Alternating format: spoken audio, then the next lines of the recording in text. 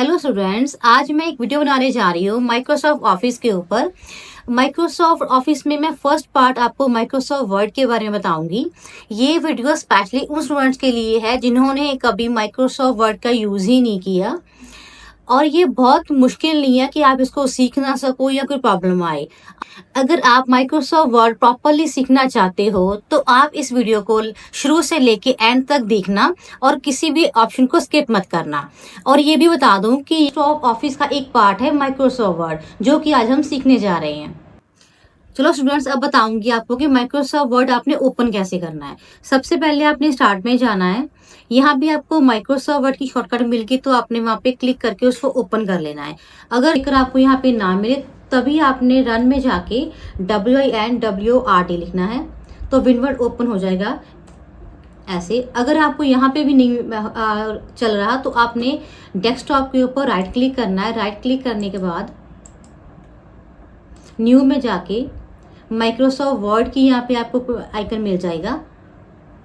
Click करोगे, ये आपका एक आइकन बन जाएगा डेस्कटॉप के ऊपर। यहाँ से भी इसको आप ओपन करके इसके ऊपर काम कर सकते हो। अब स्टूडेंट, हमारे पास माइक्रोसॉफ्ट वर्ड ओपन हो गया है।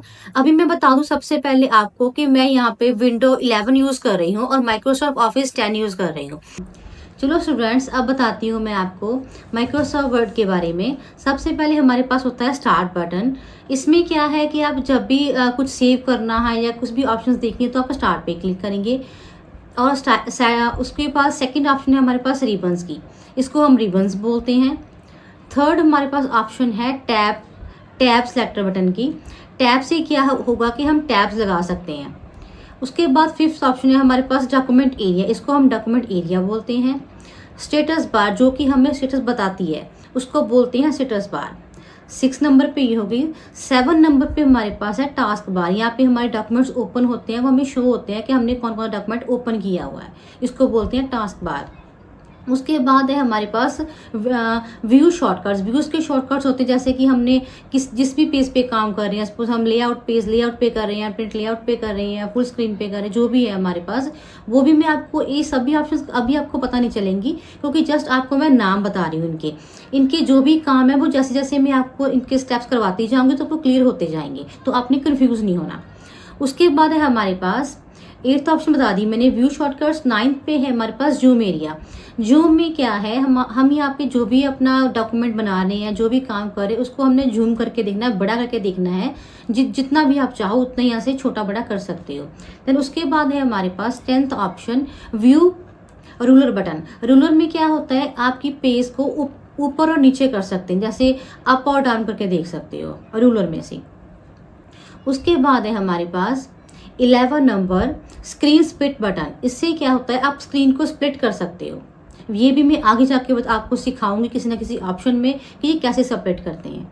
उसके बाद 12 नंबर है हमारे पास स्क्रॉल बार। स्क्रॉल बार्स क्या होती है कि हम पेज को अप डाउन करेंगे वर्टिकल पोजीशन में, अप और डाउन। जैसे कि हमने बहुत लॉन्ग पेजेस पे काम किया हुआ है, 10 या 12 पेजेस पे काम कर लिया, हम चाहते हैं कि हमने स्टेप बाय स्टेप सब पेज देखने चाहते हैं, तो आप स्क्रॉल बार से इसको ऊपर नीचे कर सकते हो।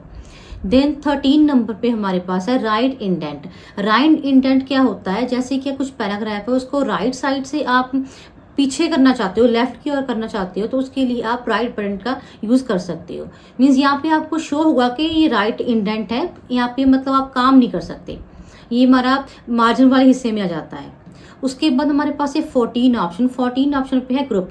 ये आप देख रहे हो जैसे ये ग्रुप बना हुआ है हेडिंग्स का, ऐसे हमारे पास जो भी हेडिंग्स बनी होती है उनको ग्रुप बोलते हैं। उसके बाद हमारे पास है 15 नंबर, ये होती है quick launch bars, dialog box launcher. इसको क्या होता है, जो भी हमारे यहाँ पे ऑप्शन शो हो रही हैं उनका एक डायलॉग बॉक्स बना होता है, उसके उस ऑप्शन में आप इनके बारे में प्रॉपरली और भी डीपली देख सकते हो।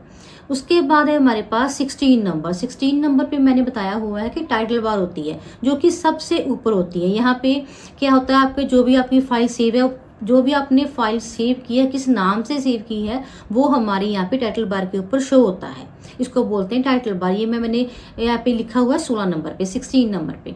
देन उसके बाद मेरे पास है टाइटल बार के ऊपर ही है ये भी, इसको बोलते हैं क्विक असेस टूल बार्स। इसमें क्या है कि हम क्विकली किसी फाइल को सेव करना चाहते हैं, तो हमने यहाँ पे कुछ बटन्स रखे होते हैं जो भी हमें ज़रूरत पड़ती है। जैसे हम मेरे को क्विकली फाइल सेव करनी पड़ती है या ओपन की ज़रूरत पड़ती है या किसी और ऑप्शन की ज़रूरत पड़ती है, तो उसका शॉर्टकट मैं यहाँ पे रख लूँगी टूल बार्स के ऊपर। इसको बोलेंगे क्विक एक्सेस टूल बार।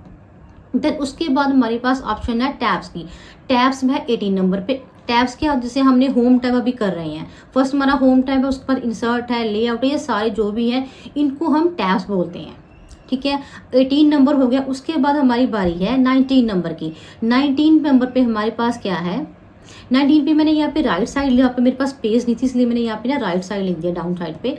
इसको बोलते हैं फर्स्ट लाइन इंडेंट। मतलब कि मैं चाहती हूँ जो मेरा फर्स्ट लाइन इंडेंट है, मैं उसको उस लाइन को कुछ आगे या पीछे करना चाहती हूँ। ये भी मैं आपको आगे जाके इसके बारे में प्रॉपरली पढ़ाऊंगी और एग्जाम्पल भी दूंगी। उसके बाद मेरे पास 20 नंबर, यहाँ पे है हैंगिंग इंडेंट। ये इंडेंट को ही हैंगिंग करता है, मैं बताऊंगी आपको इसके बारे में भी। अभी मैं कुछ ज़्यादा इसके बारे में एक्सप्लेन नहीं कर सकती, मतलब कि आपको कंफ्यूज नहीं कर सकती। स्टेप बाय स्टेप आपको सभी बताती जाऊंगी और मैं एक इसकी एग्जाम्पल भी आपको साथ दिखाऊंगी भी और करवाऊंगी भी। ठीक है जी, अब चलते हैं हम नेक्स्ट ऑप्शन की ओर। एक बात और स्टूडेंट्स, अगर आपको ये मेरी वीडियो अच्छी लगे तो आप मेरे चैनल को सब्सक्राइब जरूर करें और आप अपने फ्रेंड्स को शेयर भी करें और लाइक भी करें। Thank you for watching. Don't forget subscribe and press bell icon.